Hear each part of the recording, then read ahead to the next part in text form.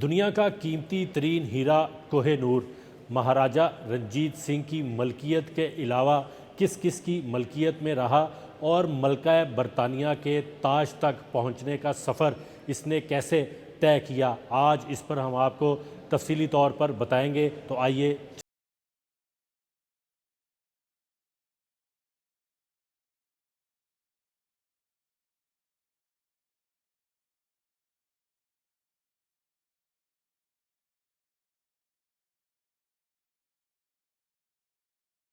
सदी में ये जो कोह-ए-नूर हीरा है ये किसकी मलकियत रहा और फिर बिलाखिर ये कैसे बरतानिया पहुंचा, उसकी एक टाइमलाइन जो है वो इस दीवार पर उसको वाज़े किया गया है। तो सबसे पहले ये सन 1803 से लेकर 1813 तक Shah Shujaul Mulk Mohammad ruler of Durrani dynasty ये उनके कब्ज़े में रहा, तकरीबन 10 साल उनके पास रहा। फिर 1813 में ये महाराजा रंजीत सिंह, इसका ऊपर उन्होंने टाइमलाइन के मुताबिक बताया है कि ये उनके कब्ज़े में आ गया। 1813 से 1839 तक ये उनके पास रहा। फिर महाराजा खड़क सिंह जो रंजीत सिंह के ही बेटे और उनके आगे रिश्तेदार थे, ये उनके पास चला गया, तकरीबन 1 साल उसके पास रहा। और फिर महाराजा शेर सिंह रंजीत सिंह के ये भी औलाद में से थे, उनके पास 1841 से 1843 तक 2 साल ये उनके पास रहा। और फिर महाराजा दलीप सिंह ये भी रंजीत सिंह के ही आगे लड़ी में से, उनकी आल औलाद में से थे, उनके पास 1843 से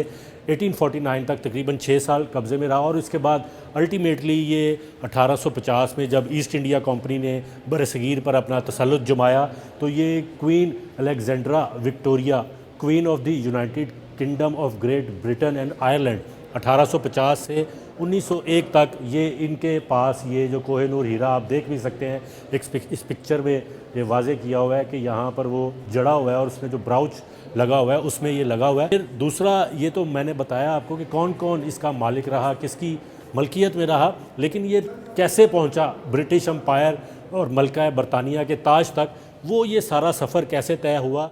1813 में ये कोह-ए-नूर हीरा महाराजा रंजीत सिंह ने अपने बाजू बंद में पहना। उसके बाद ये शाही किला लाहौर से मुत्तसिल मोती मस्जिद में रखा गया, लेकिन जब रंजीत सिंह ने लाहौर पर अपना तसल्लुत जमाया तो उसने मोती मस्जिद को मोती मंदिर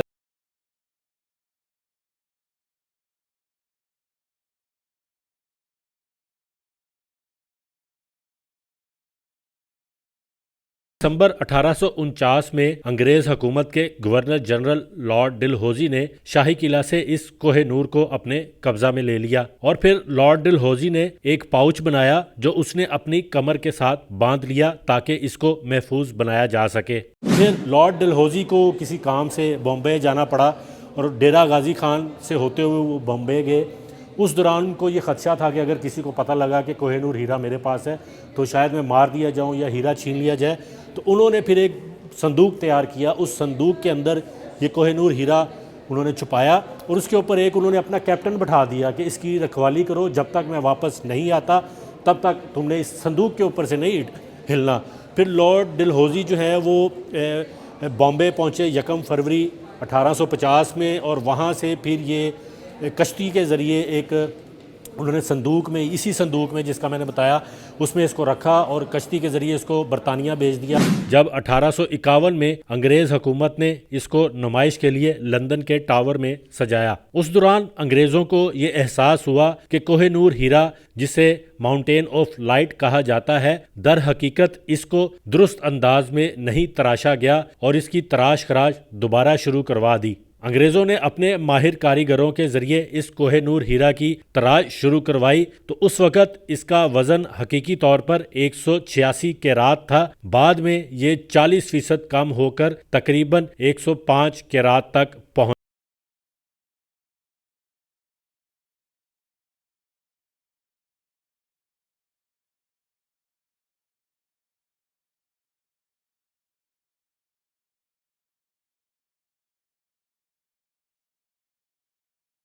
आखिर में ये कोह-ए-नूर हीरा ज्यूल टावर ऑफ लंदन में रखा गया और 1856 तक ये कोह-ए-नूर हीरा मलका बरतानिया के ताज और दीगर ब्राउचेज में सजाया गया, जो आज भी मलका बरतानिया के ताज में नस्ब है। कोह-ए-नूर हीरे का सफ़र तो हमने आपको बताया, लेकिन लाहौर की निजी यूनिवर्सिटी ने महाराजा रंजीत सिंह के तोशा खाना से वाबस्ता बहुत सारी चीज़ों की मसनूई ज़हानत के ज़रिए खूब अक्कासी की है, वो भी हम आपको दिखाते हैं।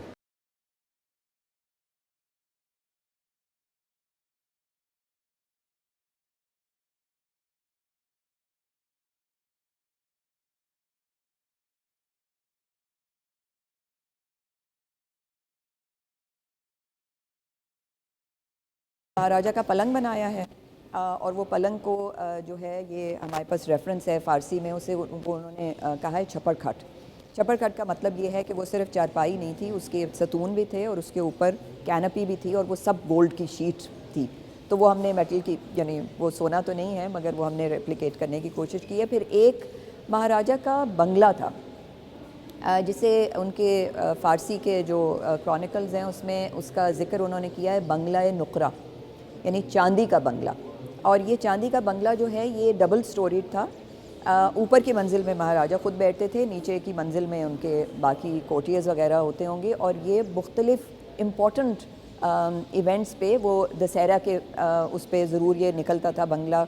ब्रिटिश ऑफिसर्स आते थे तो ये बंगला जब उसकी उनकी फ़ौज की परेड देखने के लिए वो ज़रूर निकलता था।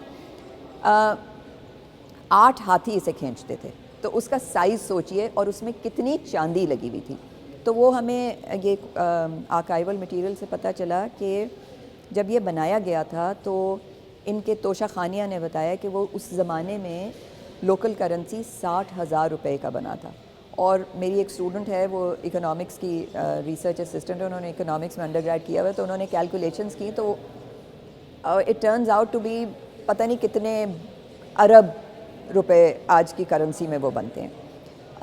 और वो उसकी खूबसूरती कैसी होगी, क्योंकि मैं सिख पीरियड इमारतों पे काम करती हूँ और उनके डेकोरेटिव एलिमेंट्स पे भी, तो वो फिर बैठ के हमने पूरा कैलकुलेट किया, मेरे स्टूडेंट्स ने भी, कि इसके पिलर्स ऐसे होंगे, इसकी छत ऐसी होगी, इसका साइज़ ये होगा।